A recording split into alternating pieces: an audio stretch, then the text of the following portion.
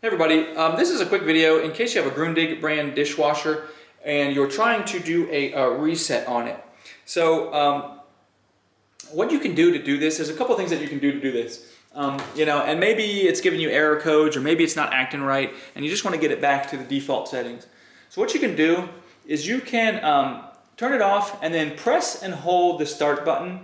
And while you're pressing and holding the start button, you can go ahead and unplug it and then wait 10 seconds and plug it back in.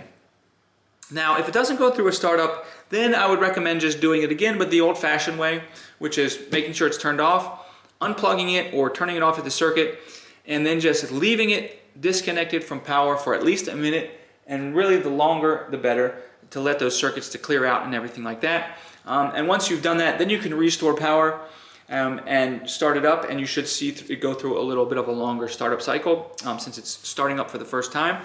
And there you go. Thanks a lot for watching. Have a great day.